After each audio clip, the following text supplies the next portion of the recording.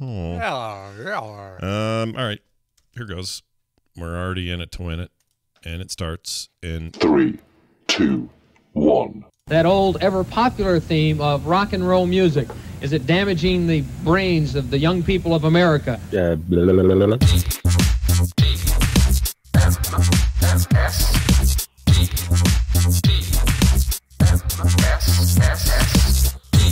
The morning stream. It's totes fat. It is totes fat. Welcome to the show, everybody. My name is Scott. That's Brian, and we're here to do TMS, the morning stream for October 14th, 2021. Good morning, Brian. Good morning, Scott. You know what I just did? What? So when I make my coffee and I pour it, as I do, as people hear, as I pour it on this show, Sure. I don't bring a spoon down here. So what I do is I take a little packet of Splenda, I put it in the cup. So if I finish the, get down to the bottom, but not to the very, very bottom, because this ember mug still continues to cook.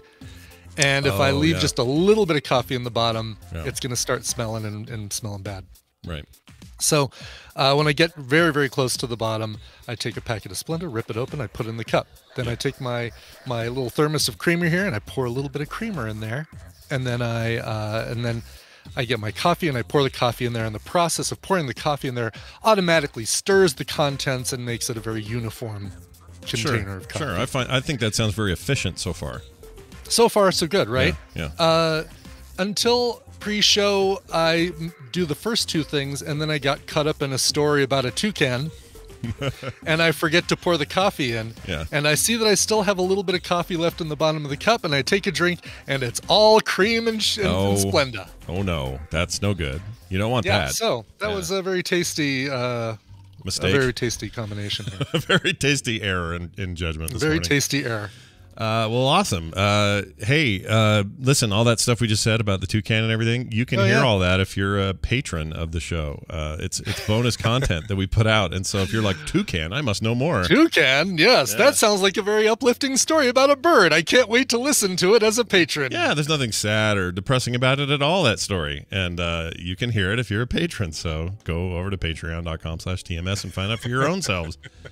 All right, last night a very weird thing happened. Not a weird thing, just something that surprised me.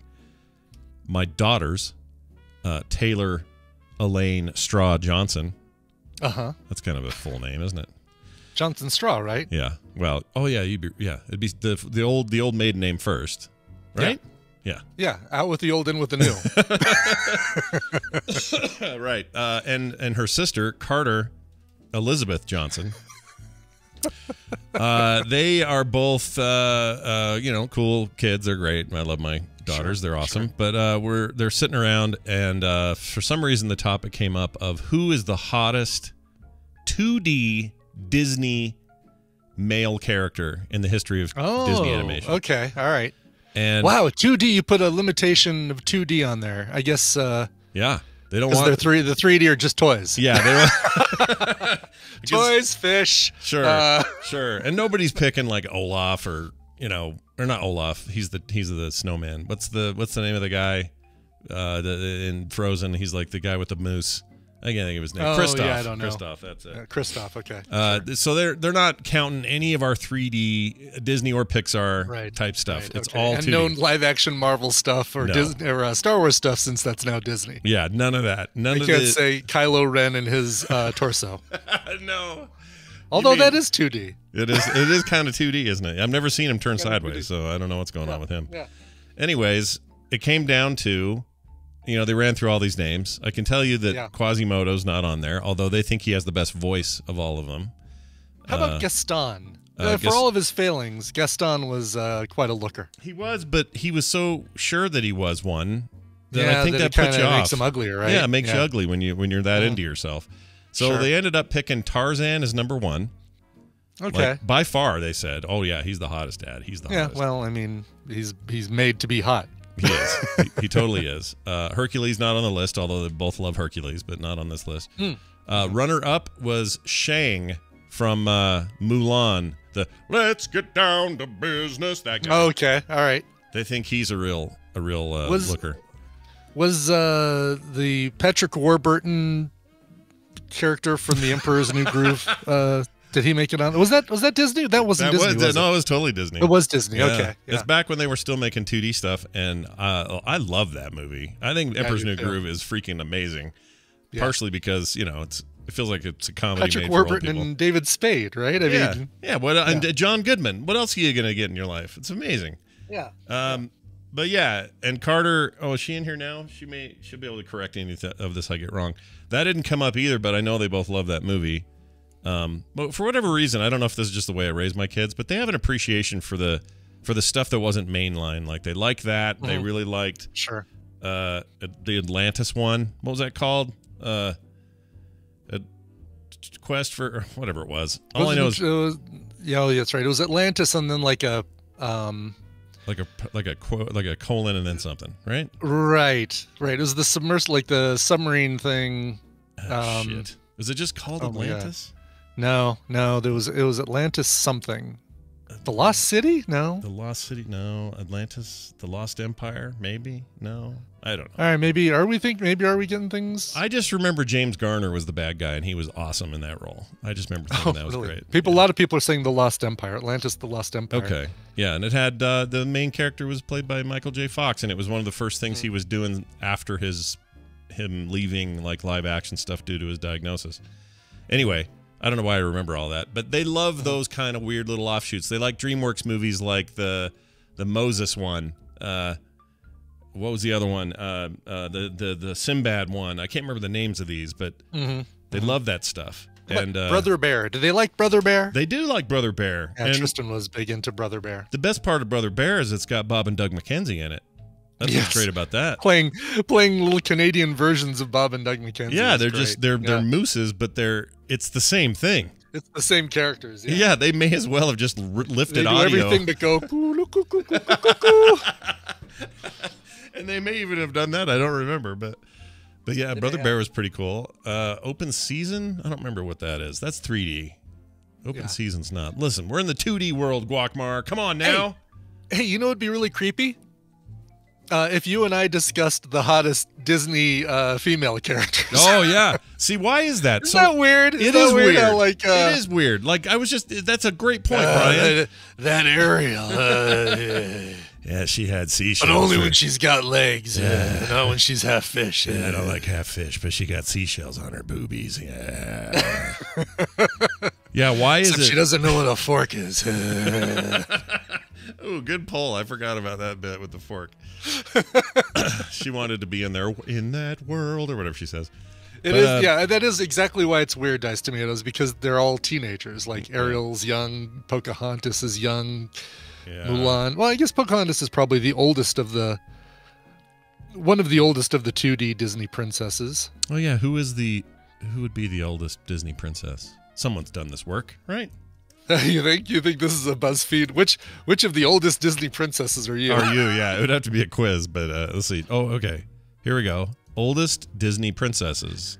Yeah. Well, it's gonna be the oldest in who was introduced first, right? Oh no, here we go. It's not. Because Snow White came up first, and that is the oldest.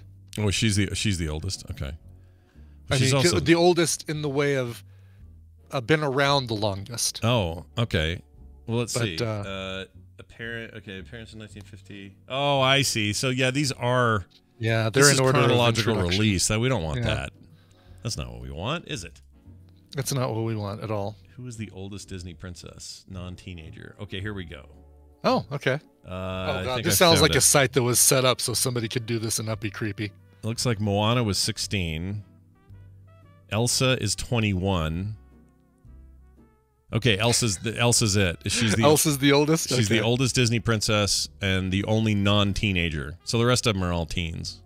Says this article on Wiki Livre. Wow, Snow White speculated to be 14. And Prince Florian speculated between 27 and 31. That's not right. That's weird. I don't know if I believe that. Well, this is, yeah, I don't know where this speculation comes from. Not confirmed by Disney, but it's speculated that Prince Florian of Snow White is between 27 and 31. Meanwhile, Snow White, speculated to be about 14. Different time then, I guess, right? I don't know. I don't know how stuff worked then. Was that a thing where you'd go after way younger peoples when you were dating? Yeah. Not cool. Let's see. Tiana from the Princess and the Frog. I like that 19 movie. in the movie. Okay. All right, yeah, that's a she can almost vote. No, she can vote. Never mind, she can vote. She can vote. Cinderella speculated to be 19. No, 19. Although, wait, that movie's set in the 1800s, right? The Princess and the Frog. Yeah, she couldn't vote. I'm not saying. Good point. Nope, that's true. Yeah, you see where I'm coming from here, but yeah, definitely wasn't. There was no voting then. Let's see, some more gaps. Nothing like Snow White and Florian, but let's see. Aurora, 16. Philip, 20. Okay, all right. Belle, 17. Adam, 21. He was 11 when he transformed into the Beast, but he's 21 now. So 11. I didn't know that. Yeah. In the cartoon canon, I guess so. In the cartoon. He was 11 when transformed. Yeah, weird. Because the intro, he's definitely not 11 in that intro, where David Ogden Stiers, aka Winchester from MASH, is narrating, and it's like storybook style, and it's like, but the prince was whatever, and he became a thing, and there's no way what they were showing there was 11, but okay, whatever, Disney. Yeah. Whatever. Anna, 18. So Elsa's 21, but Anna's 18. Hans and Kristoff are 23 and 21, respectively. Great.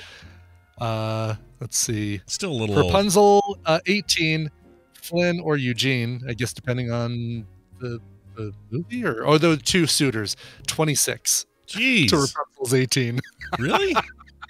Yeah. They really spread the They really did, yeah. Yeah, I don't know what's going on. Nothing quite as bad, though, as Snow White, 14, Prince Florian, minimum speculation, 27. Ethan in the chat. Maybe Carter needs to go downstairs and fix her dad, LOL. What did I do? I mean, I don't want to date any of these people, okay? Any of these fake cartoon people, not interested. Not really my thing. But Brian... Bright, what is the story with Rapunzel and Flynn? Why is it? Oh, Eugene and Flynn are the same person. He was masquerading. Okay, gotcha. Oh, I see. Thank you. Yeah. That one I didn't know. Yeah, I don't know Flynn and Eugene are the same person. I don't think I've ever seen Tangled. Tangled is amazing. Is it? Okay. Yes, like legit funny. Best horse in Disney history. Like there's some stuff in Tangled. Tangled is freaking great. Yeah. All right. Like way better than you'd think. It's, if anything, it's like they took one of the most saccharine, boring ideas and then just went nuts with it and made it really good. The horse is amazing. Like I know I'm going on looking right now. Everyone likes a Disney horse. Oh, it's on there. I'm assuming Tangled has to be on Disney Plus, right? Yeah, definitely on there. And everyone's sitting in the chat. Pegasus is not the best horse. He's a good horse. There's many good horses in Disney's. Disney has great horses. There's no question. But Tangled is. I unapologetically love Tangled. I just added Tangled to my queue to watch. All right. I didn't hover over it and all that stuff. I actually. You didn't make a GIF and then put it online. You didn't. Do that? No, I didn't. I didn't do any of that. So now when I open up Apple TV on my television, it's going to be the far left thing saying, "You should watch me." Do it. You've watched everything else. You may as well watch that because you've caught up on everything I'm behind on. So go for it. Yeah. Well, I'm not, but I'm lousy with comic books as far as being caught up on comic books. I have so many things added to my queue in Marvel Unlimited, but it's hard to know where to start, right? It's like, oh yeah, I just gotta watch that. Oh, but I want to finish watching Titans this season. That's really good. They're doing the whole Jason Todd, Red Hood. Oh, I love that story. I don't know how close this one's following the comics, because in the comics it wasn't Scarecrow that was working with Jason Todd. It was Joker was working with shit. No, Deathstroke. Deathstroke was working with which Jason Todd. Yeah, which I think is the whole. Oh, now I don't remember. I just read this not long ago, or I read an offshoot story and they were talking about some of that stuff, and I forget. It's great though. Somebody in the chat room will clear it up. That Under the Red Hood animated film they made is so good. Is it really? Oh, Okay. it's so good, Brian. It's one of the best. Yeah, they get those things. DC gets those animated things right. Yeah, They they're get it really right. good at them. They're better than Marvel is at theirs. I'm sorry. Marvel's Marvel. animation, with the exception of Into the Spider-Verse, which is the best animated superhero thing ever. Yeah, but can we even count that? Because it's Sony, right? Yes, we can count it. Yeah, but Sony made it. It's Sony Animation Studios. Those guys are like, Care, it's still the best thing. Oh, I see what you're saying. Is like it being under Marvel's. yeah, like Yeah. under Marvel control, their animated stuff, direct to video or otherwise, not great. Yeah. Right. But the Spider-Verse thing, really, I mean, it's still one of my favorite. It may still be like, it might be my favorite superhero movie. I loved it so much. Oh wow. I loved it. Oh my gosh, I loved Yeah. it. I mean, I don't know. That's a hard thing to say because there's so many good ones, but it's up there. Animated superhero movies, probably number one. Without a doubt. Yeah. Without a doubt. Yeah. I don't know what my live action is. Let me think about that. If you can you count Infinity War and Endgame as two parts of the same movie? Yeah, I think you Or count no? that as one. I think you have Because if you to. count that as one, that is my favorite superhero movie. That's hard to live deny. action. Hard to argue with. Okay, I'm going to Yeah. say I agree with you. That's number one. Number two is Winter Soldier for me. I love that movie. I put Ragnarok, Thor Ragnarok as number 2. Oh, Dark World was so good though. I know you loved it, but You know, Dark maybe World. actually Ant-Man and Wasp, I think, or Captain Marvel. Boy, between those three. Yeah. Which do you think? Which did you like the best, Scott? Black Widow of those. I like Black Widow. I need to see them. I need to see all those. Kim and I were like the other day. She hasn't seen. I know well, you- She's seen the Ant-Man sequel, but I haven't. She went with some friends or something back when it was in theaters. But then the other one, Dark World, she hasn't seen either. And then was something else that her and I hadn't seen. Oh, the end of Winter Soldier and Oh, right. Yeah, which Falcon. explains the whole why does Elaine Bennis suddenly have control of the Marvel universe? yeah. What's that about? What is she doing? Get out. Yeah, get out. And then she dances weird. Oh man, I don't know what to think. I know, it's so weird. Very weird. So they're introducing her as Dazzler for the next movie. Great. Yeah. All right, we're gonna get Bobby in here and get to some science today. Yes, let's get some science. We like doing that. We like having Bobby on. Hold on, won't this work? Oh, I was gonna do him a new intro so he doesn't have to hear his poopy thing all the time. But I'll do it today. Here it is. Whoops. Okay. Where'd it go? I think science They'll make you go poo-poo. Yeah. Hey, look who it is. It's Bobby Frankenborger. He joins us all the way from South Carolina, where he likes to talk about science. Hello, Bobby. Welcome. Hi. How Hi. is everybody Hello. doing? Good. Good. How are All you right, doing? what's on your Hawaiian shirt there? Is that a Dairy Queen lizard? No, what? On your lapel, or not a blizzard, it looks like a peanut butter parfait. No, the inside of your lapel. There's TIE fighters and X-Wings Okay. And then flowers. You And see, clearly I'm looking at this on stormtroopers. a small Discord. Maybe I should pop this out. I don't know. I kind of want a Yeah. blizzard now, though. Well done. No kidding. Haven't had one of those in a while. All right. All right. I'll see Very what I can nerdy, do. though. I like the nerd approach that Bobby takes to his life. Yeah. It's very all cool. things. Yes. So, Bobby, you sent me a note earlier in the week and said that you wanted to talk a little bit about Nobel Prizes. Now, before everybody goes to sleep, okay, just a second. Often these Nobel Prizes are science related, and I would Often, also every year, in fact. yeah, every year they're science related. And here's the thing: maybe something big happened, and you just didn't hear about it because you think Nobel Prizes are boring. But no, Yep. they're not. And Bobby's here to explain. So, why should we care this year? What happened?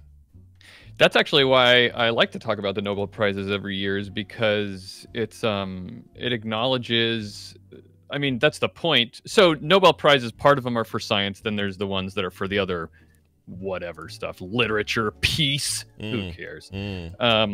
But the science ones are particularly interesting to me, and it gives me a chance to recognize some achievements and gives these guys, the Nobel Prize Committee, a chance to recognize achievement in science that I don't think really happens very often. We tend to focus on science whenever either it only impacts us, or when something terrible is happening and it impacts us. But these are just like, Sure. hey, you might not have known, but these people made a really big advancement in science that it was really important. I feel like all the science people have this week is, hey, I heard Shatner went to space, and that's about all they got. Yeah, exactly. Yeah, I get Maybe you. he'll get the Nobel Peace Prize. Maybe he'll get the Nobel Grumpy Old Man Prize, because that's a big one. The Grumpy Old Man Prize, yeah. So there are 3 main prizes in science for the Nobel Prizes, and there are physics, chemistry, and physiology and medicine, or what people often say is just biology. But yeah, so we could start with the physics one. The Nobel Prize in physics was given to 3 different people. They're usually given to groups of people because science isn't done. It's never one dude, right? Yeah, or lady. Not anymore. Yeah. It used to be like Einstein got the Nobel Prize, but it's never that way anymore. The advances are done by lots of disparate people doing different things, or a whole lab, a team of people will do something. Yeah, Brian. So the Nobel Prize in physics was given to 3 people: Giorgio Parisi, Syukuro Manabe. Yeah. I'm not saying these right, but I'm not going to try. Hey, it's as good as I do. And Klaus Hasselmann. Ah. Okay, Klaus. Klaus. What did he get? Klaus. He said, the physics of the German man. He says, and then he wins. Yeah. Okay. Get to the microscope. And they were all given the prize for groundbreaking contributions to our understanding of complex systems. And that sounds really vague and whatever, but so what did they actually do? So Manabe and Hasselmann, the reason they got the prize is because of all the research they did that it contributed to understanding our current modern day understanding of weather, climate, and specifically directly related to how we understand climate change and everything we understand about how humans are contributing to climate change and how climate change is happening is basically downstream from what they did. And so, for example, Manabe, it was a scientist who back in the 60s and 70s developed the first computer models of the atmosphere. So that nobody had done that before. Weather and the atmosphere are very complicated. There's a lot of things going on. Yeah, my experience has been that weather is, it's a thing that we can't really predict very well. So the more inroads we make there, the better we are. Yeah, and those models that he did, his first model he made, I think might have even been in the 50s, maybe the 60s, but he modeled using computers, very old computers, a single column of air in our atmosphere, and it allowed him and scientists to better understand like how gases are distributed unevenly in the atmosphere. You know, how CO2 is more common at lower levels and oxygen is more abundant in higher levels, and it's not evenly distributed, how heat moves around in the atmosphere, how radiation moves around in the atmosphere, and eventually led to him creating in the 70s the first global computer model of our atmosphere to track all of these things and be able to that's how weather is predicted nowadays, is they look at computer models and look at this part of the atmosphere which is next to this part, and how do they interact and how does that spread around the globe, you know? Yeah. And it's never as simple as like last night it was supposed to snow here and it didn't. Now the supposed to snow part, I don't know how they came to that conclusion. Was it a computer model? Probably. And is it 100% foolproof? Obviously not. But they're probably a lot closer to a higher percentage of accuracy than we've ever been, right? Like it's always been almost impossible to 100% track weather, but we have to be better now. Yeah, we're much better now. It used to be back before lots of computer modeling and advanced statistics. It used to literally be that people who were ahead of a storm front would notify the people further away. They'd be like, hey, a storm just happened and this is what it might be like by the time it gets to you. So that's old school. We're better than that now. Yeah. A little bit, yeah. Although I know I still do a little bit of this. Like it happened the other day. Nick called, or somebody downtown called and said, "Oh, it's raining down here. We got floods and stuff," and we didn't have anything. And it was like, oh, I wonder if it's coming to us. So in a way, we were living that 1800s kind of weather, information. It was pretty great. Yeah. I'll never forget. All right. Well, cool. So, by the way, last year there was a single winner of the Nobel Prize for Physics. His name was Roger Penrose. And so once in a while you get lucky and it's one dude. Yep. Yeah. Anyway. The other half of the physics prize went to Klaus Hasselmann, or the another part of it. And you were just talking about how unpredictable the weather is, but his research was instrumental in making the link between unpredictable weather and the very predictable climate. So climate has to do with like large trends in how the world, like warming of the earth and stuff like that. And it was an open question for a long time before this guy came around. That was, how is it that if the weather is so unpredictable on a short term, how then are we able to predict the climate? And he did a lot of work to help us understand that and to tease apart how we can look at signals of naturally occurring climate patterns and basically account for those, so we are better able to see the fingerprints of unusual things like how we are impacting the environment. You know, it's interesting. The Nobel pages, they don't show photos of anyone. They're all illustrations of these people. It's an interesting choice.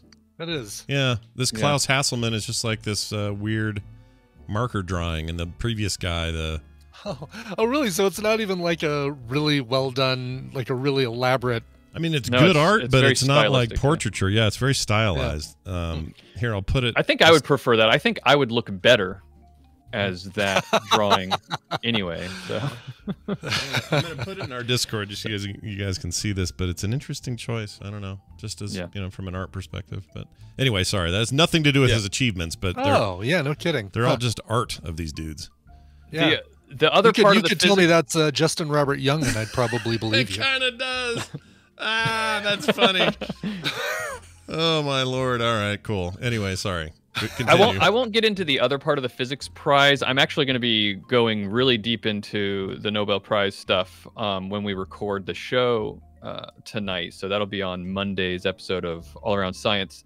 But the other part has to do with understanding just statistical models for understanding complex systems. And it's very interesting, and it has to do with magnets and other cool stuff like ants and grains of sand. And if all that sounds fascinating, then you should listen. But the chemistry prize was given to Benjamin List and David McMillan for creating the science of organocatalysts, which whenever you read what they're given for, it always just makes it sound so complicated, right? Like what the heck are organocatalysis? Well, because I mean, things like potato batteries have already been taken. Like they've got to go further and further. The Nobel Prize for potato batteries and lemon batteries was given out. I was like, 1912 or 13 or something like that. Now we've got to go big. It's got to be multiple syllables on these.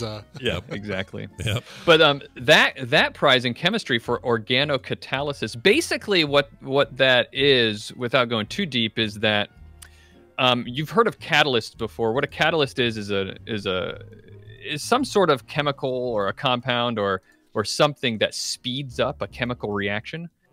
And that's really important because, like, especially for things like making drugs or a common use of a metal catalyst, platinum, is to clear out what do you call it? Like exhaust fumes to clean them out. Sure. Oh, really? Okay. Yeah.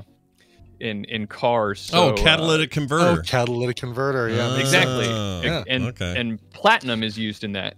And those keep getting stolen out of my neighborhood, by the way. According to next door, that was a big thing. That is a big thing because platinum's hard to find. Yeah, and that, funny that you say that, because that is exactly why this was organocatalysis was such a big breakthrough and a big contribution to chemistry, because metals were used for the longest time as catalysts, because just the nature of how metals are, they have free-floating electrons. They're just easy to use as catalysts, but they're expensive. mine them, or they're rare like platinum. Mm-hmm. And so these guys figured out a way to take to organically make catalysts by understanding how enzymes in our body works and stuff like that, and it's been instrumental in being able to make better pharmaceuticals that are better at doing their job, because we have to basically, when you produce a drug, there are lots of forms of that drug that get made, and only some of those forms are useful, but the byproducts of other forms can cause side effects, and this by custom making these catalysts, you can make only the specific chemical you want. It just makes it easier. You can have smaller doses, less side effects and stuff like that. Real quick, platinum or gold, which is the thing that'll give me the most return if I had some? You know? Platinum for sure is more expensive. Okay. And platinum's hard to get. That's why in video games you go copper, silver, gold, platinum. What right? you want is the gold press latinum. Oh, I That's see. the stuff you want. You need the gold. You played Domjot. All right, well, that's great. By the way, that Klaus dude, who I can't seem to get over because I love his name and his weird art, and he looks like Justin Robert Young. He was born in 31. That makes him 90. That makes him the same age as William Shatner. 90? Yeah. Wow. So pretty good year for 90-year-olds. You got a guy winning the Nobel Prize in physics. You got a guy, not oldest man ever to be in space. It's pretty good. That's pretty good. It's not bad. The time to be 90 for 90. He's the only. 90's the new 89. There will never be a new. There'll never be another TJ Hooker in space. That's how you look at it. Space hookers, maybe. TJ Hookers in space? Nope. Yeah. Not happening. So the last one, the Nobel Prize in Physiology and Medicine, was given to David Julius and Ardem Pataputian. Whoa. And they for discovering receptors for temperature and touch, which is very sensual Nobel Prize. Yeah. Hubba hubba. But David Julius basically discovered the genes responsible for creating the proteins that are sensitive to temperature, and also was the one who figured out that when we eat a hot pepper, something spicy, capsaicin is the molecule that binds with our receptors to tell us that it's spicy, right? Yeah. And that capsaicin, the spicy molecule, what it's binding to is literally it's activating temperature receptors. Now, intuitively, you're like, oh, yeah, that makes sense. But we didn't know that they were literally the same types of receptors. So when you eat something spicy and we call it hot, like literally we're calling it hot because that's literally in our, like from our human perceptions, that's how our brain is interpreting it as hot because it's activating the same receptors. I just find that fascinating. Yeah, that is interesting. Well, I guess grats to all of them for raking it in. What do they get? $1 million each or something? What's the deal? The prize is somewhere around $1 million, and it gets split among the people who win one prize. So like the physics one, half of it goes to the Giorgio Parisi, and then the other half gets split between Manabe and Hasselman. I don't know how they did that, and I would be mad if I only got a fourth. Oh yeah, how do you do that? Yeah, damn you and your $250,000. Yeah, I guess that's it'd be weird. $125,000. Yeah, that's weird. Yeah, it's so anyway, yeah, but some of these people get, yeah, it's about $1 million, but they're not doing it for the prize money. Oh no, I think, right? No, I don't think so. I mean, also like probably a little bit. A lot, but a lot of this, is money for a culmination of an entire life of, focused energy on whatever it is they're excelling in. So to them, it's probably even a surprise a little bit. This 90-year-old guy's not sitting at home going, "Finally, my ship came in. I got the $1 million." Right. I think he's just like, "Oh, we're eating out tonight, honey." Yeah. There was one Nobel Prize winner recently who turned down the money because he doesn't like what the Nobel Prize in Science has done to the practice of science. Mm-hmm. So, yeah. And how people are competing for it, and it's like trying to do. They're aiming all their research goals at, is this going to win me a Nobel Prize? Mm-hmm. So I'm sure there's always some of that. but probably not as much as anyone might think. Whatever. $1 million doesn't go that far when you're a researcher. Or maybe it's a lot of money because you don't get paid jack. I don't know. I don't know how it works. But I do know this. But good point. I'm sure all these people. If you work for a hospital or you work for an agency. Sure. You probably do get paid pretty well. But if you're like your independent researcher, then yeah. Research money is often hard to get. I'm sure most of these people put the money back into their research because that's what they want to do. Unless I'm sure. Yeah. Unless you're 90. How much research are you doing if you're 90 years old? I need that big screen 4K TV for my research. Yeah. Look, I need to. I'm doing some virtual reality research. I'm gonna need some an Oculus Rift. Nice. Sorry, I just noticed there's a page where they still paint these people, but then they have a video of them talking, and now I can see what they look like. Okay. It's not a big deal. They should animate that, too. I'm a very visual person. I must have these confirmations in my life. Bobby, as always, a pleasure to hang out and talk. Tell people where they can get your show and hear more science facts. The podcast is called All Around Science, and there's a lot more detail to these prizes that we're going to be going into tonight. The other physiology and medicine prize, the other half of it went to the person who figured out how touch receptors work. That's pretty cool. I'm going to be talking about how touch receptors work on the show. And then there's also the whole economics prize, which sometimes is sciencey, sometimes isn't, and happens to be a kind of sciencey this year. So I'll be talking about that a little bit too. And you can get that. It's just called All Around Science. You can go to allaroundscience.com. You can find it there, or just on your podcast app. Just get it from there. Yeah, I think that's a great idea. It is. Me too. Do it now. Yep, it's great. Now. Do it now. Bobby, everybody. We'll see you soon. Bye now. See you, Bobby. There he goes. The jury will not. Just kidding. It's not him. The Bobby will now retire. The Bobby will now retire. The Bobby will now poo-poo. Yeah. There. Well said. All right. We're going to do... What are we going to do? This. We're going to do that. It's the news, and it's brought to you by... Brought to you by Coverville. Today, celebrating the birthday of Paul Simon, who turned 80 yesterday. Whoa. In the past years when I've celebrated his milestone birthdays, I've played a lot of solo and Simon & Garfunkel. Today, I'm sticking just to his solo work. So you're going to hear covers of things like You Can Call Me Al, Graceland, Kodachrome, Me and Julio Down by the Schoolyard, which is one of my favorite songs of all time, Loves Me Like a Rock, Still Crazy After All These Years, 50 Ways to Leave Your Lover, all that stuff. Great covers by different artists, and one cover by Paul Simon of the Beatles. Somebody who doesn't cover other artists much at all did do a great cover of the Beatles. He does a lot of live stuff, but not a lot of stuff that's studio recorded. He did a cover of Peter Gabriel's Biko, which was really good, but I wanted something a little bit more...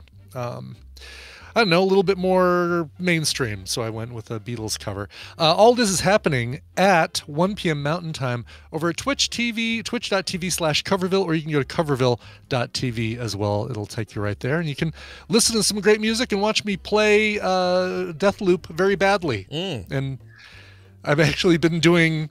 Last week, people watched me do the same mission over and over because...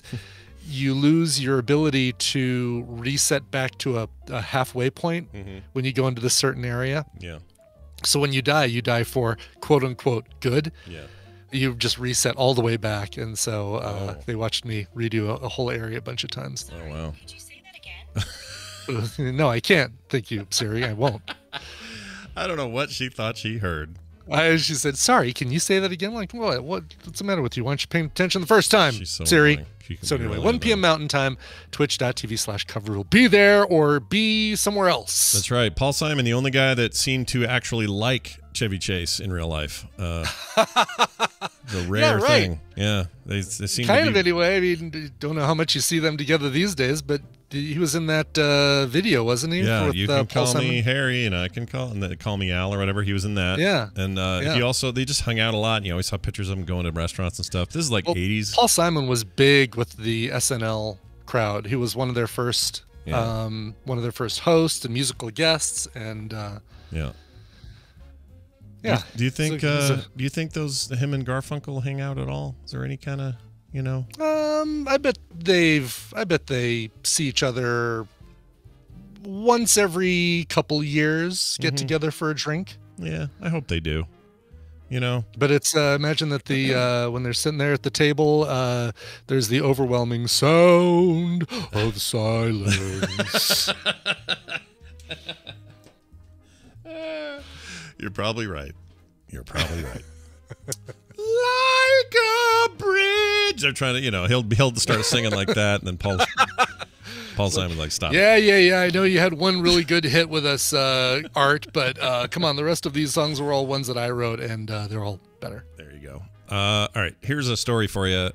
The renowned programmer who created PHP, a language both you and I are somewhat familiar with in terms of our. Well, I'm aware of it. I've actually. Yeah, I've broken sites using PHP, getting in there and doing things I thought worked. I had my first comics, or one of my first comic sites where people could come and see my strips, was completely 100% hand coded by me in PHP. Wow. Really? Yeah, my own database stuff and everything. I was super into it for a while and got really good at it. The problem is, it was not very secure, and it got hacked so bad. Oh, no. That it just brought me to my knees. I'm like, well, I'm never doing that again because I'm just no good at it. But Stoic Squirrel in the chat says PHP is awful. Well, you might like this story then. The renowned programmer who created PHP, quote, hates programming and said he is not a real programmer. Oh, man. Nice. Wow. Okay. That's some dark times here. Rasmus Lerdorf's work created the web as we know it, but he doesn't care for coding. I really don't like programming. I built this tool to program less so that I could just reuse code, he said in 2003. The tool he mentioned is PHP, scripting language used in nearly 80% of all websites. That's insane. It is. I mean, because it's the base that sits under WordPress, and WordPress is so prevalent. Oh, that's and I'll true. bet you Squarespace, I'll bet you Wix, I bet they're all like on a PHP base. Yeah, or at least some like legacy code or something, because a lot of that stuff all came at the same time. It's just so it's not intuitive. You know, you look at PHP and it unless you're really familiar with it, it's hard to pick up. It's hard to say, oh, I can tell exactly what this line is doing. It's telling this thing to do this. It's It's weird. So damn unintuitive. But I probably should learn it with as much stuff as I do with WordPress. It'd probably be a smart thing for me to learn. He says, I'm not a real programmer. I throw things together until it works and I move on. The real programmers still say, yeah, it works, but you're leaking memory everywhere. Perhaps we should fix that. I'll restart Apache every 10 requests, he said. In 2002, in an interview in the Danish Canadian. Oh, I'm sorry. Every time I mention Canada, I have to do this. Hold on. Canada! That has to happen every time. Canada! PHP is about as exciting as your toothbrush, he says. You use it every day. It does the job. It's a simple tool. So what? Who would want to read about toothbrushes, he says. Unlike many starry-eyed San Francisco startups, Lerdorf's project didn't begin with big dreams. I don't know how to stop it, he says. There was never any intent to write a programming language. Absolutely no idea how to write a programming language. I just kept adding the next logical step on the way, he said. This is maybe my favorite I love it. ever. Yeah, your favorite inventor story. Yeah. Oh, yeah. Like he's not happy about any of it. He's, you know. No, I'm sure. I imagine he probably gets a commission whenever. Where would he get that commission though? I guess. I don't know. Would WordPress pay him some sort of commission every time? Well, it's open source and always has been, so my guess is no. So I'm thinking not. Nothing. Yeah. He's like Tim Berners-Lee, except that dude gets paid so much for speaking engagements and a million other things. Doesn't get a penny for the web he designed for the World Wide Web, but he gets, millions and other things. So he's. And I'm guessing this guy doesn't really care about the speaking engagements based on this. No. He no care. Although I would pay to listen to his TED Talk about how much he hates PHP. Oh, in a heartbeat. In a heartbeat. I would totally do that. Yeah. Why not? Yeah. All right. That's going to do it for the news. We got to take a break. When we come back, my sister Wendy's going to be here. We got kind of a hard question today, but I think a good one. Feels like a, I don't know, pandemic culmination type thing. Yeah, I would say so. I think there are probably a lot of people feeling bits of this, so So I think it'll be really helpful. So stick around for that. That'll be right after this song that Brian will now tell us about. Yeah, and I've got to find it. Why am I not finding it? Me no know. Me no know. Because I spelled it with an O and not an E. Usually I'm a little bit better than this. Hey, let's go to a dude named Noah Gunderson. That's right, Mr. Gunderson. He's fleeing the interview. He's fleeing the interview. You just make me want to watch Fargo when you do that. It's my deal. I think he might be Bellingham, Washington. I believe. Well, you know what? Wherever he's from, he's here in Colorado. At least he was a couple days ago at the Soil Dove Underground. A great place, by the way. I've seen Jonathan Colton there. I've seen Paul and Storm there. It is a great place to see a show. Anywho, Noah Gunderson's 5th solo LP and his first new album in more than a couple of years here, A Pillar of Salt, is about to be released. And he's joined for this song, the first single from the album, by Phoebe Bridgers. Just has an amazing voice, and the two of their voices are fantastic together. Mellow you out with some Thursday music. Here is, from the album A Pillar of Salt, here's the song Atlantis by Noah Gunderson and Phoebe Bridgers. I want that head so sanitary and squared away that the Virgin Mary herself would be proud to go in there and take a dump. I like the dark.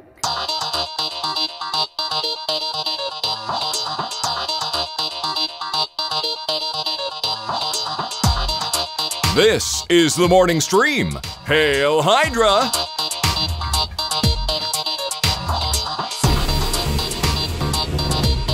We have returned from that song, which is, again... That song is Atlantis. It's by Noah Gunderson featuring the lovely and talented Phoebe Bridgers. She's awesome. Very nice. Yeah. Really like her. Phoebe Waller-Bridge. Got it. Phoebe Waller-Bridges. Waller. Yep. She'll look at the camera once in a while. Cuckoo. Or no, not cuckoo. Fleabag. Fleabag. She'll look at the camera and make a little face and then look back at the people she's talking to. Cuckoo was Andy Samberg for one season. Oh, yeah. I forgot that was even a thing. Yeah, it's a weird thing. Yeah, that was a really weird thing. That was a show that wasn't sure who it was. Yeah, and still really didn't decide who it was even in the second season. They replaced they replaced Andy Samberg, and I want to say that they even replaced the girlfriend, or no? I don't know. I gave up with it halfway through the second season. Yeah, because there were things to really... I loved the dad. He was hilarious. The dad was great. The first season was great. Yeah. Cuckoo. I don't know what happened there. Not cuckoo. Cuckoo. Yeah.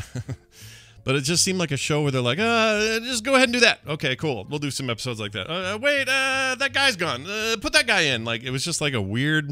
I don't know, a really weird production, that thing. Mm-hmm. Oh, hi, Wendy. Hey. Oh, hi. Hi. Oh, hi. Oh, hi. Are you on your phone or your computer today? Do you know which one you're on? Computer. Oh, okay. Do I know? Mm-hmm. No, the reason I ask is, you know how it sometimes rings your phone and it gets weird? Yeah. It says you're on your phone, but I don't think you are, obviously. Because you're on your No. computer. So you may get that ring again. I don't know. I don't know what'll happen there. That'd be fun. Let's see how far. Yeah, we let's can see get how in far we before can it get. starts. Exactly. That's great. Yeah. Hey, look who it is. It's my sister, Wendy. She joins us. She does each and every Thursday, most Thursdays anyway, to talk about helping you guys. Everyone knows it's Wendy. And as a result, emails come in, and they're always like, hey, I got a hard question. Keep me anonymous. Can you read it? And we say yes. So that's how that works. If you guys want to have your questions addressed on the show and you have a big problem you're dealing with, let us know. It's over at themorningstream@gmail.com. And have a real therapist help you. Okay, Wendy, it's good to have you here. Yes. Good to be here. I got your Real Steps email letting everybody know everything's kicking off. Well done. Sounds great. That's right. Yeah, we'll talk about more You of got that. till midnight on Sunday, people. Wow. Are you going to be sitting there at midnight just ready to just turn it all off? Nope. Oh, okay. I'm not. Are you going to make Adam do it? Nope. I think it'll just end. I don't know. Oh, okay. I'm hoping. It'll just end. Okay. That's cool. My guess is you could probably still do it on Monday morning, and I'll be like, okay. Tiny little side note here. Dunford Donut side note. Okay, you ready for this? So, yeah. So Adam's family used to, back in the day, be owners of this Dunford Donut bakery thing here locally, and they're amazing. Everyone loves Dunford Donuts. They're insane. Their cake donuts are just incredible. And we've talked about the story before. Who's Adam, involved with those? Wendy's husband. Say the whole thing again. Yeah, his What did I say? I was trying to get you to say Adam's Family again. So I could go. Adam's Family. Okay, I get it now. All right. Well done. No, it was worth it. It was worth it. Took too much damn work. It was worth every second. All right, so anyway, I have been in the last year or two trying to keep the sugar spikes low because I apparently have some hereditary tendency toward type 2 diabetes, and I got to be careful with sugar and stuff. So that's been a constant thing. Don't eat a lot of sugar. Don't eat a lot of just like if it's got natural sugar in it, like fruit or something, it's fine. But I don't eat donuts. Let's put it that way. The other night, I thought, you know what? It's one night. I'm going to have a donut. Let's just see what happens. I'll check my blood and see what happens. I ate a whole Dunford donut, and it didn't spike. Really? Now. Wow. Yeah. Okay. Now, you might say, wow, one off, don't ever do it again, you got lucky. Or you might say, I'm going to have more Dunford donuts here and there. Damn it. Yeah, I know. It's almost like you don't want that sort of positive reinforcement. Right. You really don't. I don't. And normally, like a candy bar, totally spike. If I do a milkshake, spike. I think it might be that cake donuts are different than the kind you like fry. Maybe the sugar's different. Maybe the cake is different. I don't know what it is. But Carter, she was there. I ate that thing. She's in the chat. I ate that donut and I didn't spike. I ate some spaghetti the night before, totally spiked on the pasta. So I'm just saying. Interesting. Yeah, the glycemic index varies obviously, and Denver donuts do not spike. That's not real, but okay. Yeah. Carter goes, justify it all you want, Dad. I didn't spike. I'm just saying my blood didn't spike. That's all I'm saying. I'm not saying I should do anything about it. I'm just saying. Anyway, Dunford donuts continue to be one of the greatest things on this planet, and they're so good.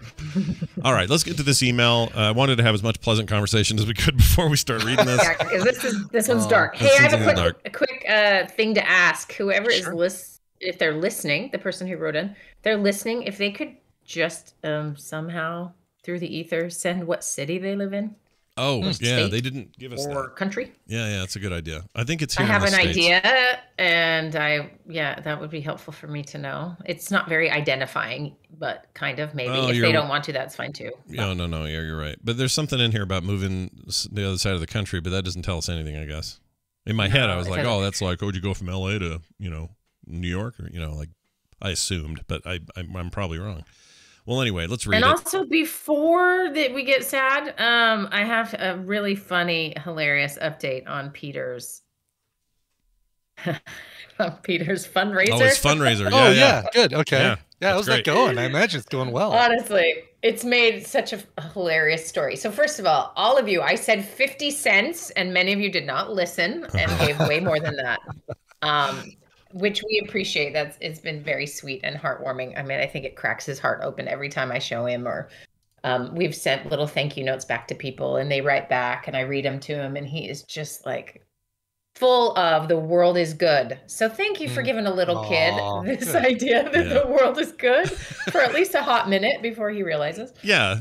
Let him have the moment. It's fine. Let him live in it. Let him have his 9-year-old, innocence. Anyway, Look, it's very, the world very may sweet. not be good, but the tadpole is. Yeah, the tadpole's pretty good. is good. Yeah, which means there's more good than bad. I there is. Everyone. There totally is. But what's amazing is, let me just say, so you got to remember in these things, like maybe max a kid brings in $100. Yeah. Okay. Yeah.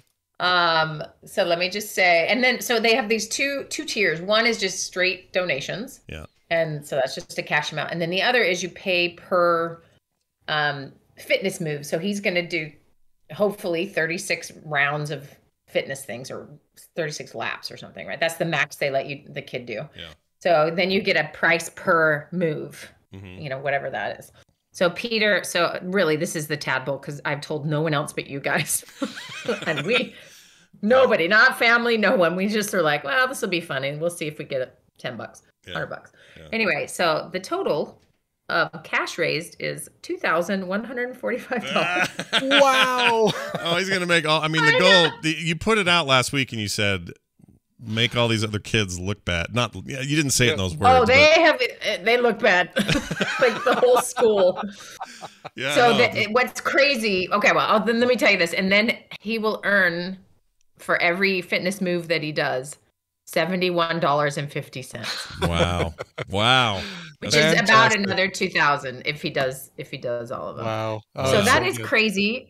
So let me just tell you what's funny is I didn't know this, but they have like apparently some prizes that if you, because nobody ever earns this stuff, right? They're not like gonna hand much of this out anyway. Right. So he gets to school on that first day because you guys all did this in 2 days. Yeah. Anyway, he gets to school first day and the teacher sends me an email and says, you'll have to drive to the school to pick up all the prizes that Peter and I was like, what? What prizes? I had no idea there were prizes. Like, I'm so stupid with these things. I had no idea. So I tell Peter, I was like, listen, dude, you didn't earn squat. So you're going to just hand them out to other kids. Yeah. So he has. He's just handed all his prizes to other kids. Yeah. No, that's good. That's a good thing for him.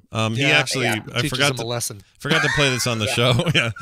I forgot to play this on the show. We actually got a thank you from Peter. I'm just going to play this real quick. It's just some quick audio. So here you go. Thanks, Scott and the Tadpole. That's it. That's all you get. Oh, that's it. Wow. Yeah, that's it. That's all I can do. He didn't mention anybody else. No, okay. he got. Good. You can tell he meant to say Brian. He just, he's a kid. Tell. Yeah. Just a kid. All right, I'm gonna go over here and finish my crochet. I'll be back in a minute. Yeah, you do that. I think that's great, and I'm glad we shattered the limits. I think that's good. I didn't expect it either. And when they get not a penny next year from us, they'll be like, "What happened? I thought you guys were fundraisers." And we're like, "No, we're not. We actually hate your company." That's amazing. All right. Well, now all the happiness is out of the way. We have to get to this email that is not the happiest email, but here it is. All right. I'm going to just start reading it. This person's anonymous and asked that we keep it so.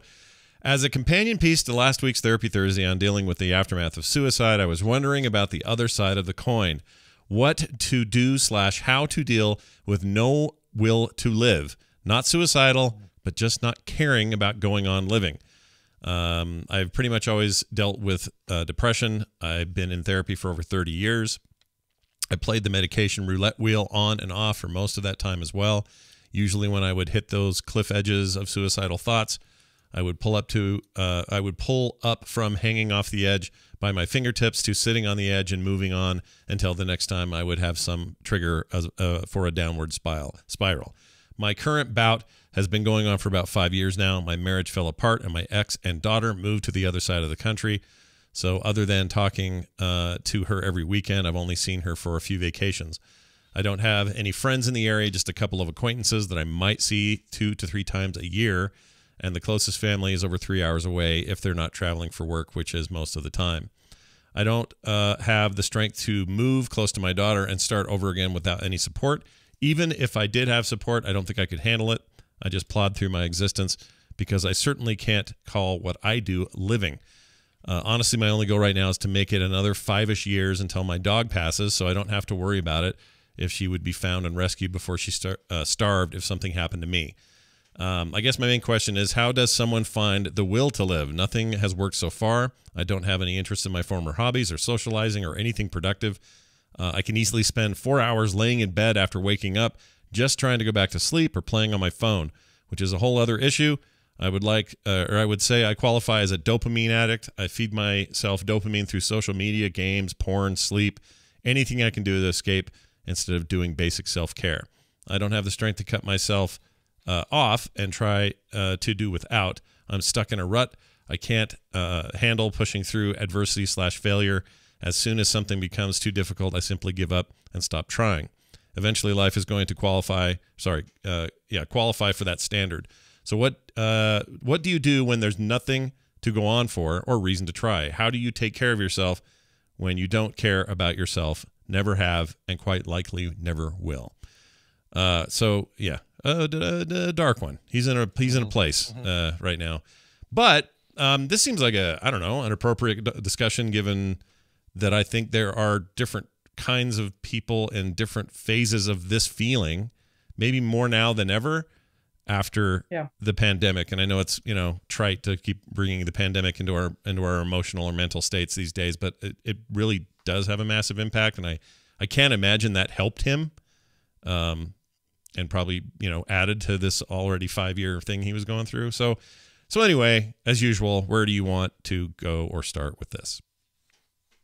Yeah. By chance, did he mention where he lives? He didn't. He just said the only mention was across the country and some family being 3 hours away. And for whatever reason, the whole thing just sounds local, or not local, but in the States. But I could be wrong. Okay.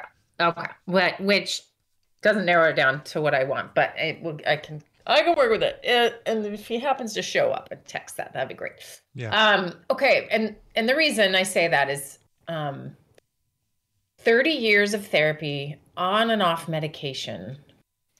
You know, he, by all sort of measures of what we would say, hey, you go get help. Well, he tried and did, you know. Nothing seems to work. Well, he also got to a place where he was married and had a child. So this current state hasn't been the perpetual state for 30 years, but the struggle has been for 30 years, it sounds like, right? Yeah. Okay. So I'm gonna be a little controversial here because I'm in a mood. Mm-hmm. Is that I'm convinced there's nothing to live for. I mean, did you hear what he said? There's like nothing, right? Yeah. So here's the thing.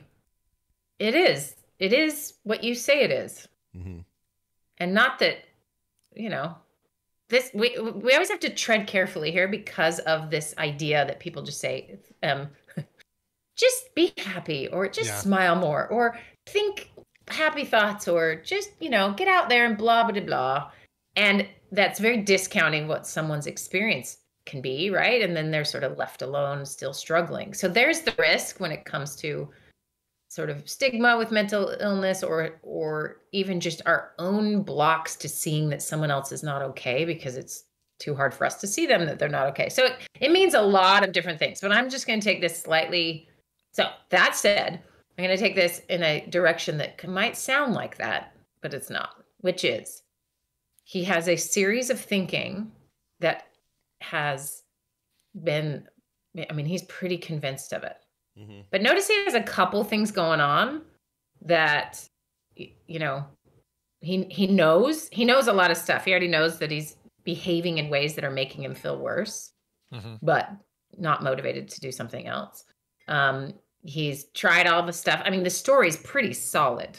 The one thing that is currently hanging on there is that he's got this dog. That, you know, that is the one reason, that's one reason to live.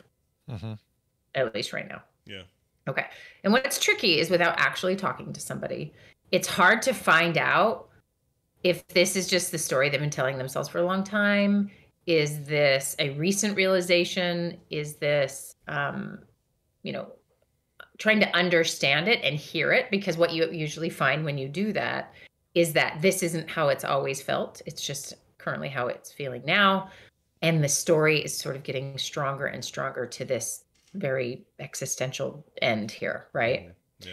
So what that means is there are a lot of neurons that have been firing together and wiring together around that this is the purpose of life. This is what it is. There's nothing I can do. I don't actually want to, not feeling any motivation, etc. So all of that is happening. Well, I would like to start with get this man a really, really detailed workup. Find out why, if there is something else biologically happening that is causing this malaise, because that's possible. Sure. Now, is he behaving in ways that are solidifying it, and the story he tells himself making it worse? Sure. But it would be nice to know if we've got, you know, hypothyroidism, or if we have, I mean, if there's just anything else happening that might explain some of this. Right. So if he's tried a bunch of medications, have some worked, have some not. Yeah, that's the thing. Different. I mean, if it is a medical thing, or if it is a chemical thing, man, if it sounds like he's played, like he says, he's played the medication roulette wheel on and off. So that'd be interesting to know if any of it's worked, or if they just haven't found the right. Yeah. True. Right thing. Yeah. Also the therapy, and also, being 30 in therapy, years is a long time. Yeah. Yeah. Sorry, go ahead. Well, I was just going to say that whole 30-year thing, is he still with the therapist? Is it the same therapist for 30 years? Like, is it like, what does that look like right now? Because it seems like if you're currently in therapy, what it sounds like to me is he's not currently in therapy, that maybe he's just maybe on and off for 30 years, but right now I don't think that's happening. It doesn't feel like it. I could be wrong. And maybe we need to back up.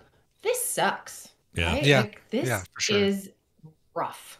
And all of us, there's this, I think I've talked about this before, but it was a long time ago. There was a This American Life episode about testosterone that everyone should listen to because they talk about this guy had some medical treatment. He had to have all of his testosterone production eliminated during the treatment. And he described just staring at the wall. He'd like pretend things were fine with somebody, came over and visited, and then they'd leave and he would just stare at the wall for hours. And testosterone it's why we all have it. Some have too much of it, but it's an aggressor or a driver. It gets you to do stuff, right? And so you eliminate that from your body, you're not going to move, and it doesn't matter what story is going on in your head. It's unrelated, right? But our bodies and our minds do this little tango, right? Which is my body is feeling something, so my brain needs to make a story about it to understand it. And then if my brain is making a story up, then my body will respond to that story. So, for example, everyone can freak themselves out, right? To some extent, because we all have an amygdala that is activated by the cerebral cortex. And the cortex is where we are telling stories, making plans, trying to figure stuff out. So anyone out there a warrior? If you raise your hand, you have caused your amygdala to be activated as if it was going to be, you're going to be harmed. And you've done it by worrying about something or, coming up with what possibly could go wrong when I get on this plane or whatever. So you have this interesting power to activate biological sort of processes with your thoughts, and then vice versa. With your body having some kind of reaction, your brain has got to understand it, so it's going to start to go through all sorts of scenarios. So that's why I'm curious, because often people will say, I've tried therapy, or I've done it a million times, or I've tried a bunch of medications, and then when you really make them sit down and list it all, it's like not what it sounds like originally. It's often, well, I didn't like the person, or they were making me do stuff I didn't like, so I didn't do it for a while, and then I found this other person who just, and their history is just that the engagement in the actual work of therapy just maybe never happened, or they didn't find the right fit. And sometimes it's that you feel like you've tried every medication, but you haven't. And if you've been doing that for a long time, there's a lot of stuff out now that's better than used to be. So if the last time was 15 years ago, there's a whole new series of measurements, dosages, types of drugs that, might be beneficial to you. It's discouraging. Don't get me wrong. It's incredibly discouraging. And that's really the point of what he's saying is I have tried the things I've been told to try, and it doesn't do anything for me. So I would start with ruling out any underlying medical thing, like finding out what's going on with his health in every facet. And this is tricky when you don't feel motivated to go care for yourself. So we'll get to that in a second. Let's set that aside. So let me just give the prescription, and then we'll talk about what to do with the actual motivation. Okay.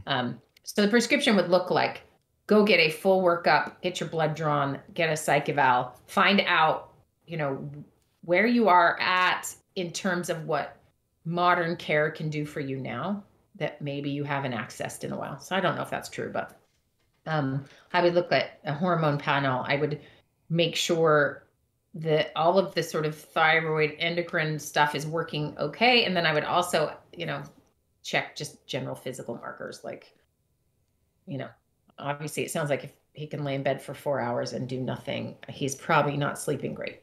If you're a dopamine addict, you probably don't have good sleep. And if you don't have good sleep, we have lots of other things happening. So, there's lots of physiological things to check through. And then know this, there is therapy out there, and I would be happy if he wants to reach out to me individually to help him find the kind that would be most effective for treatment-resistant depression. And there is a lot of good stuff out there now. We haven't known for a long time. So that's what's tricky too, is he's like, you guys don't know how to help me because you haven't helped me yet. But a lot of good things have come online. So I'm gonna name one that might sound very dramatic, but has more and more incredible results with treatment-resistant depression. So that's people who have tried every medication, have done all the therapies, right? So if that's what's happened with him, this would this would fit. And that is, and most states, and that's why I want to know what city he's in. Most cities and states in the United States anyway, have programs and clinics, and often it's through like research hospitals and whatever your state or city or university mental health sort of clinics are. And it's just ketamine treatment. And you guys have probably heard of ketamine, right? Mm-hmm. Oh yeah. Yeah. Yeah. And ketamine has a bad rap because cops have misused it quite a bit. Yeah. It's what they would use on the freeway if someone is having an episode of some sort and they can't get them to calm down. They will administer ketamine, and it can be dangerous because you don't know who that person's medical background at all. Yeah. Large doses used as a horse tranquilizer, or is that something different? Yeah. Maybe. Ooh, I don't know about that one. I think maybe you're thinking of something else, but it is a psychedelic. Mm-hmm. It's a psychedelic, and I remember what's his name, Steve-O from Jackass was big on ketamine before he got sober.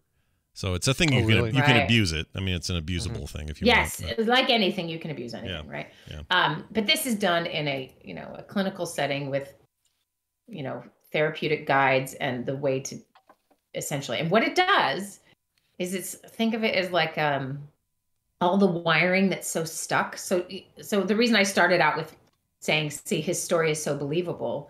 It's so believable for him. It's the truth right now. Mm-hmm. It feels so real. Like this is it. So when I say, it's not flippant to say, oh, the story you're telling yourself. It's true that we all tell ourselves stories. All of us are doing it all the time. In his case, his is really harsh and scary and sad and strong. Mm-hmm. And so it's really hard for him to be motivated or want to do anything differently because this feels really believable. And what ketamine can help do is it's essentially like all the locked neurons of a story or of the way we're experiencing life. It just gets all loosened in there. Mm. And it's more technical than all of that. But what people experience is this sort of break from your typical reality. You're not like it's not like you're, on some 12-hour ayahuasca trip or something. It lasts maybe a half hour. You shouldn't drive heavy equipment for about 4 hours, but other than that, it's out of your system in 24 hours. It's not a long-term thing. They use this for migraines. Ketamine treatment can be used for a lot of different things. And part of that is it just really relaxes and takes your brain offline in the way that it currently, operates. And what it does is it loosens up some of those stories. And then you have a therapist working with you that helps you process what happened. And also just while your brain is in this slightly sort of healthier, more flexible state, new information, new stories, new motivations, new things can come from that. And this is why we're working with treatment-resistant depression with those folks, because nothing has worked for them. Mm-hmm. And this is working, which is really cool. So all of that to say is there are options. There are other things besides ketamine. Of course, ketamine is kind of an extreme example, but there are other forms of talk therapy and also newer medicines that have, we can test your blood and see what works for you and what doesn't now. So there's some really cool stuff that has come about since he's began this journey that I think might be interesting. It's important to note here that Wendy is also usually the person who, if cognitive or any other kind of therapies have not been used yet, you go that way. Like, you're not one to throw drugs at a problem. As long as I've known you, our whole lives, including your professional life, she has never been like, we'll just take the drugs. It'll be fine. I can't even take vitamins. Right. Like, she's just not that person. But in this particular case, we're talking about a pretty severe thing where it sounds like nothing's worked. And now therapies are getting to the point where maybe there's a path for him. So I just want to make that clear so we don't get a bunch of people going, oh, Wendy just wants to throw drugs at everything, and I've got this holistic thing I do where I hold a baby chicken for a half an hour and it solved all my problems. Like, we don't want... I would love for that to be the answer. Yeah. If that is the answer, let's hold baby chickens. I think that's great. I mean, I'd be all into it, sure. And that actually, thank you for doing that. I appreciate that because it really is not my MO. And there is a good reason it's not my MO, is that when you are trying to do therapy with someone who is medicated, it can be really difficult because your brain is now in an altered, even though it's subtle, it's an altered state, especially with anxiety. So when working with clients with anxiety, if they're taking benzodiazepines, their brain is their amygdala is put to sleep. So we can't work to train their amygdala to not be afraid of things that they're currently afraid of. So you're afraid of dogs. Well, you're never going to learn to not be afraid of dogs if your amygdala is asleep, because your amygdala has to learn that this dog and other dogs are okay. And so it's tricky. It actually makes therapists' jobs harder in some ways. And then sometimes it really is necessary. If you can't get out of bed to get to therapy, then obviously we need to,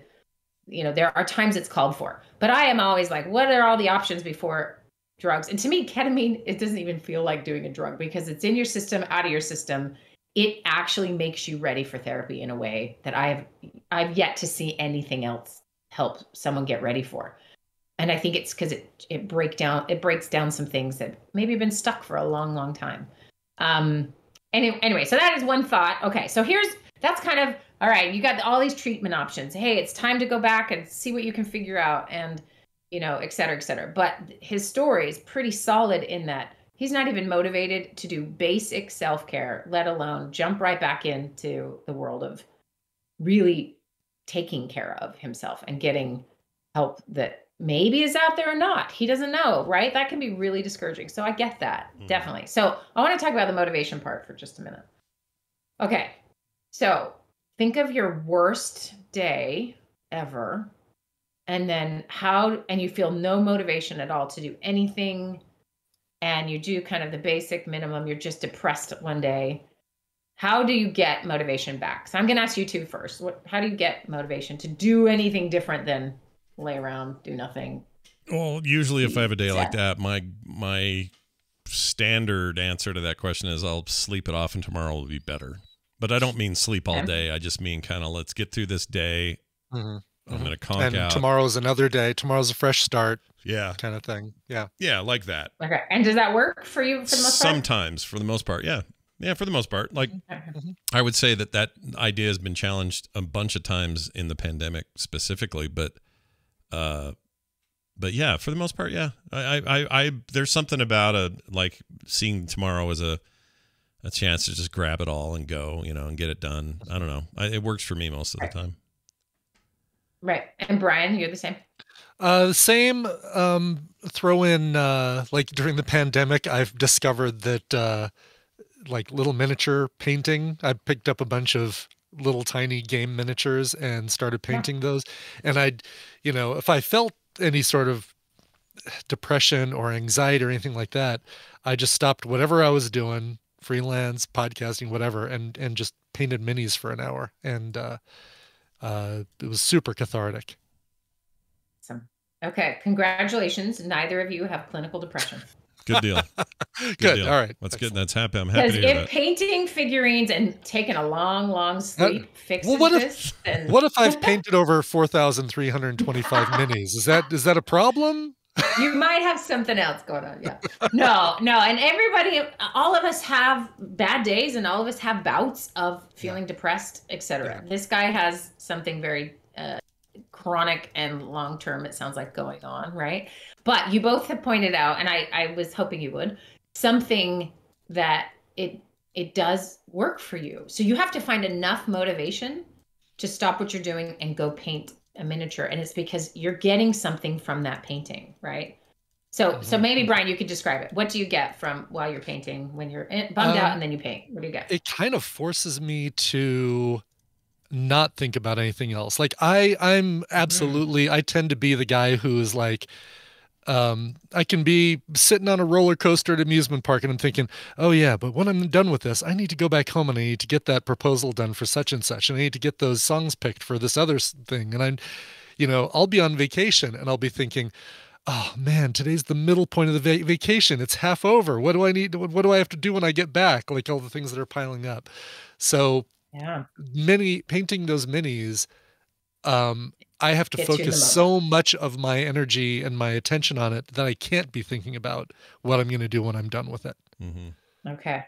Yeah, good. So is motivating because it's forcing you to Because do it's mindfulness distracting. meditation. Yeah. Right. Yeah, exactly. Puts Yeah. you right in the moment, right? But it's also And productive, there is though, right? A benefit.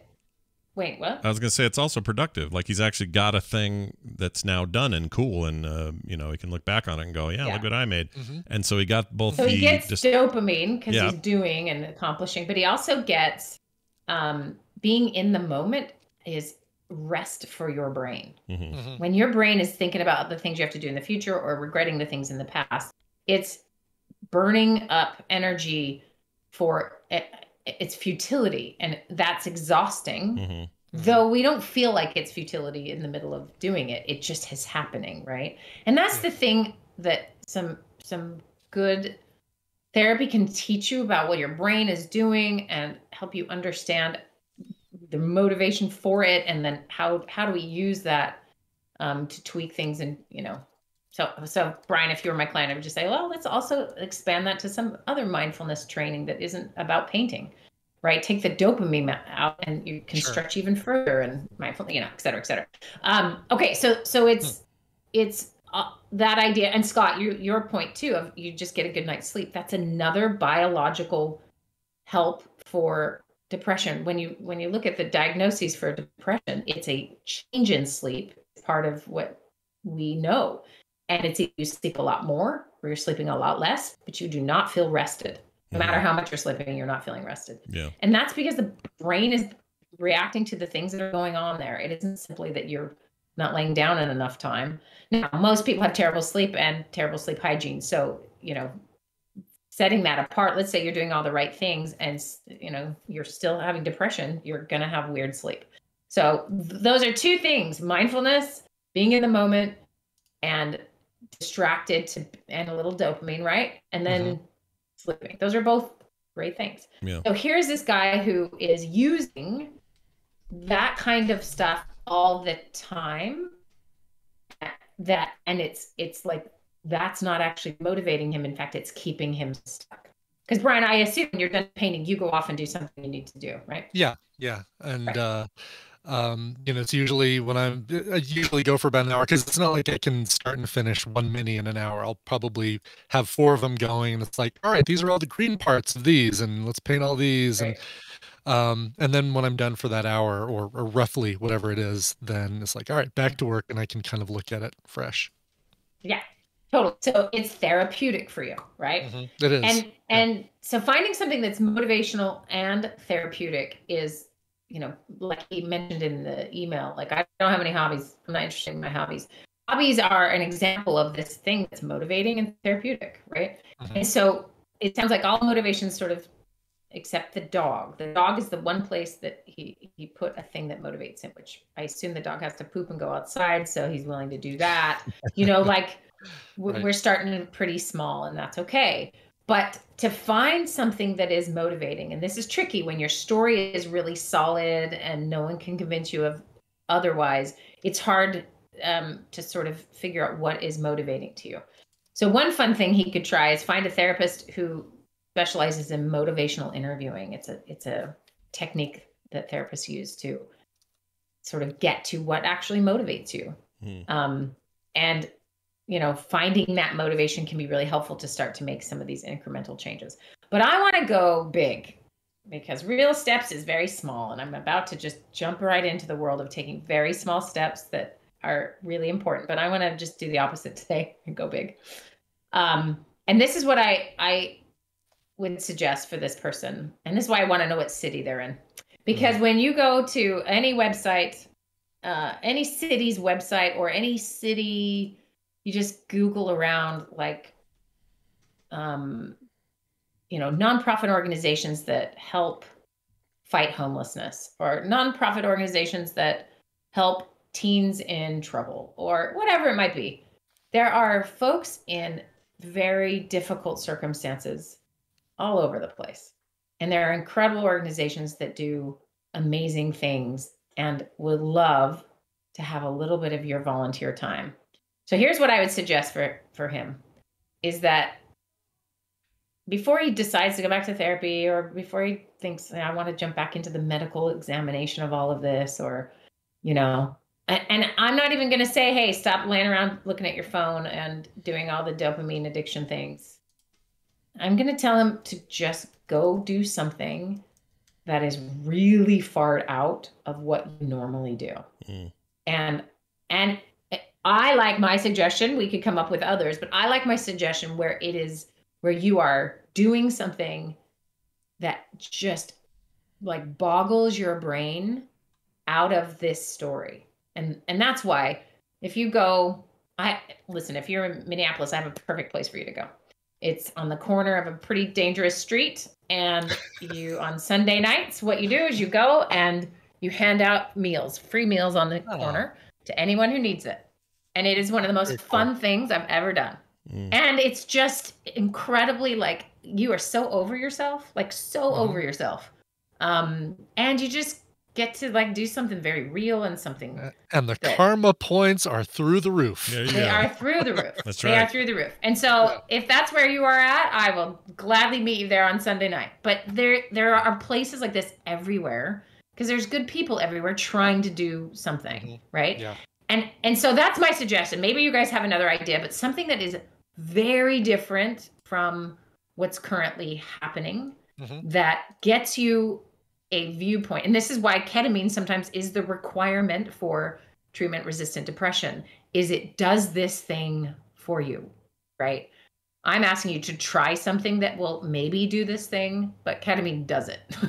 And that's why it's one of and I think I've said it many times on the show, but you just mark my words. Psychedelics will be a regular treatment in mental health at some point, and they will be in dosages that are tolerable, and everyone's not going to walk around tripping all the time, but it does something to our brains in especially unlocking so much of the locked up stuff. And this guy is incredibly locked up in that life doesn't have meaning, and he's not feeling a willingness to do much. He's got, these relationships that are hard. All of this is stuck. It's like it's all just frozen, and we have to break it up. And so seeking help is a good way for many people to break it up. And it's hard when you've been through a lot of treatment to feel confident in that. So I understand that. But we got to find some other ways to break this up. And so, I mean, I don't know. Is there something else like feeding the homeless or helping those who are just in different circumstances from you? I find there's a really powerful way to help do this. Do you guys have any ideas of other out of the ordinary things he might do that would break up his thinking and stories and worldview? I mean, here's another thing I do. Like if I'm super dreading something, or I'm really tired and I know I need energy for a thing, and it's like, I still have to record that at like 7 tonight or whatever, and I've just had like one of those days. This sounds dumb, but if I just go walk around the block, especially right now where it's a little chilly outside, it's great. I come back and I'm ready to rock. And it wasn't even, it's not even like I raised my heart rate or anything. It just kind of is just a quick little complete change of scenery. I don't know. That's just enough for me. We did this last night before I had to do a thing, and it was like shocking how much energy I had when I was done. And all I did was take the dog around the block. It was like no big deal. And it just changed everything for me. Will do that too. Yeah. Yeah. So that seems really like baseline, but for whatever reason, that is really effective for me in particular. And it almost always is the case. Depends, I guess that's another great example of just changing where you were at, like moving and being somewhere else. Those are two incredibly important things. I do wonder too, I mean, the bigger picture, and this is what I'm trying to break up to with this idea of sort of viewing other people's lives and getting outside of your own, is that you're pretty motivated to keep your job and, do your podcasts and continue to build your online empire of mind control. Yeah. Or whatever. Yeah, don't tell them. Sorry. People we're controlling are not supposed to know that. Yeah, they're not supposed to tell them that. Anyway, so that bigger picture can keep you going, and then you have these sort of smaller things that you can do to manage the difficult days, right? And I'm wondering too if that's something he needs to do, is to figure out what his bigger picture thing is, because it's not currently hobbies, his family, his It's his dog, and it's got to get Obviously- bigger than that. Well, that's a thing, right? So obviously he loves his dog, and it's one of the things that keeps him going every day. What about volunteering at an animal shelter? And because they always need people to like take the dogs out, walk them, feed them, stuff like that. And maybe other people, this kind of takes the other people equation out of it, but he's still outside of his surroundings, and then outside of his mental surroundings too. He's focused on helping the dogs and that sort of thing. Yeah, dogs are a huge and that's part of all this. dopamine that is nothing but good for you. Yeah, Right. dogs are the Is best. Like animal. me loved laying on the couch with Rainer for 20 minutes. It's all I need in life. It's amazing. So if you go help a bunch of other awesome dogs or whatever. Yeah, this is a really good one. I like that. Yeah, that's a great suggestion. Scott, you got one? What he can do besides walk around the block? And I mean in the big sense of purpose things, maybe. I don't know. It's always good for me to reach out to people who are going through harder things. So sometimes I'll do this. I'll be like, just checking the social stuff, and I'll see something on Facebook from somebody in our community or an old friend or whatever, but often it's somebody in our community, and they'll be like, oh, we need everybody's thoughts today. Got a big surgery coming up, or, something like that. And if I use that as a way to like reach out to them and like offer help if we can, and, just kind of say, hey, we're thinking about you, and maybe mention them on the show or whatever, that really helps me deflect what my boohoo woe is me moment, and deflect it over and say, well, there's somebody having a way harder time than me, so let's see if I can't be a positive influence there. That helps a lot, I think, to be able to do that. And it's not unlike your it's not as maybe tangible as giving away food at a street corner, but it's a way of like getting out of yourself and focusing on somebody else a little bit. Yeah, and everyone has their own sort of thing that gets them, right? Like, so my causes, my, that ring my bells are not going to be the same as someone else's. So often what I have done with clients is that we talk through, what have you seen in the news or on social media or heard about, local or bigger, doesn't matter, that moves you to tears. Like this, I always tell people, like, start, if you're addicted to your Instagrams or your TikTokers or whatever, find some good news versions of those. And on the regular, follow their content of these incredible stories where people and animals are amazing and they just do good things and are so kind to each other. And you're just like, wow. And if you cry at one of those, then we know it hit a button for you. And what is that button? And we start to explore what that is. So what is it that, you care about rescue dogs, okay? Or you care about children in foster care, or you care about, like, you just find what you care about. And you will, if you're exposing yourself to things out there that are not, it's not just the sad story, it's kind of the hopeful stories actually that help people find this. And that you end up saying like, wow, I kind of care about this thing. And then that's a good direction to go. So you don't need to go do my thing or Scott's thing or Brian's thing. What is a thing that maybe in the past, and this might be another way for him to think about this. When he was a kid, what used to make him laugh? Or when he was a kid, what was a thing that just felt playful or interesting, kind of tapping back into the younger self before a lot of this maybe kicked in. And so sometimes that's a way to find that thing. And here's the thing, I'm making this incredibly simple, but also I get that it's very hard. And that is, do one thing, just one thing. Now, do I think you need to get a Medival and new interventions and maybe try ketamine? Sure, that's what I think. But I also recognize you have to have some motivation to do that, and that's not going to come from nowhere. So this is kind of my theory here, is that you find one thing to just get out of your life about.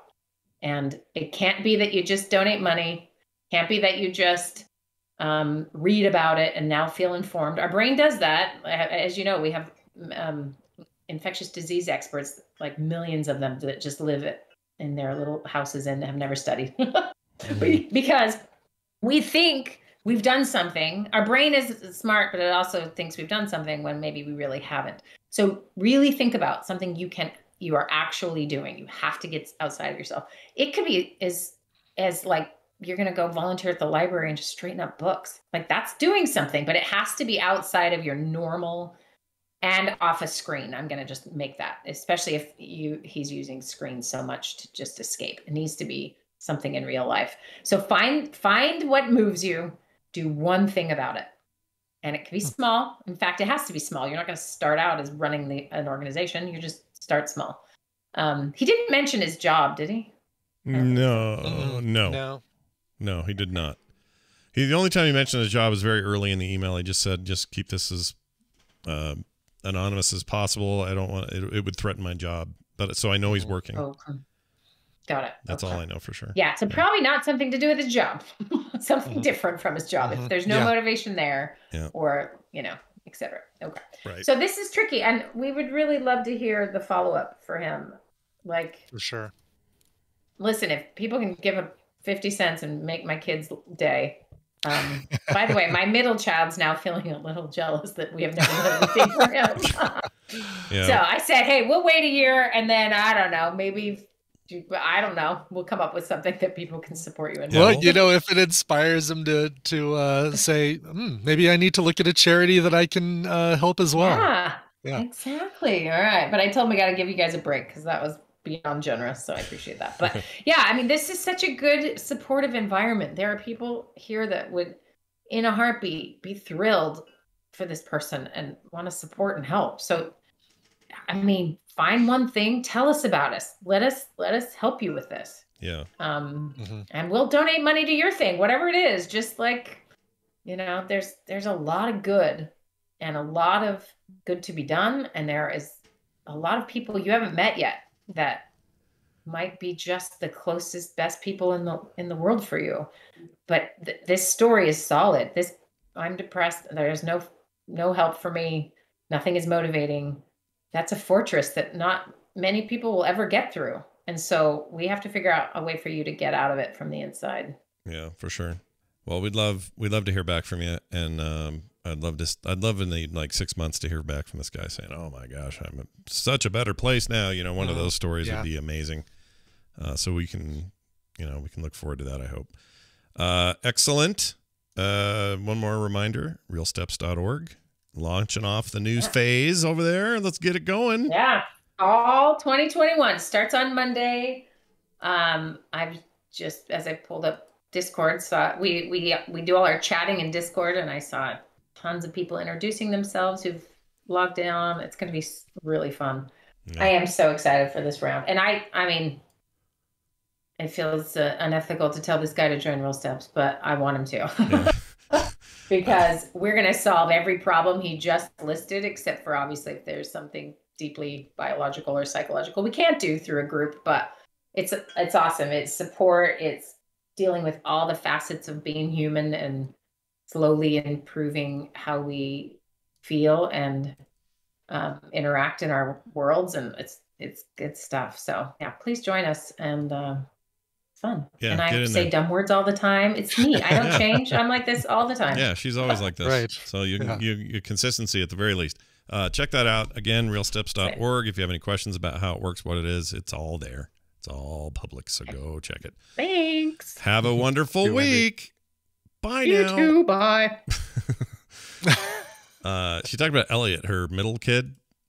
He is the greatest kid on this planet. Oh, really? He's such a sweet kid and never needs or asks for anything. So I'm not surprised that we sandwiched it. We got something for Abraham years ago, and then now Peter's getting all this, and there's poor Elliot in the middle, just fine. He's fine.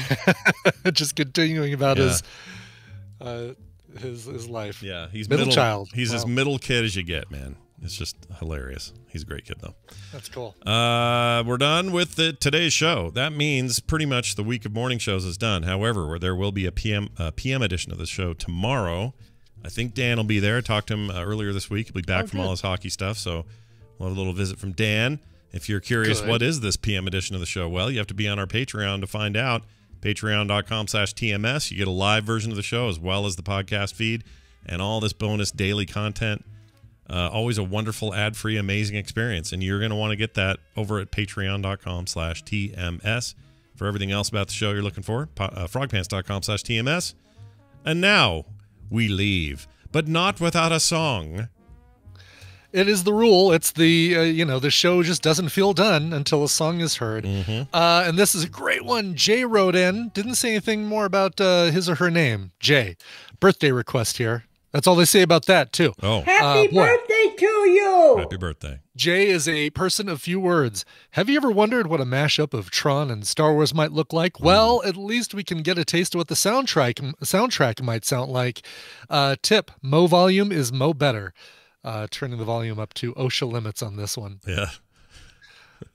This is great. This is the Force theme performed by Scandroid. So happy birthday, Jay, whoever you are, and enjoy this. This is fantastic. From a single that they released in 2017, here is the Force theme by Scandroid.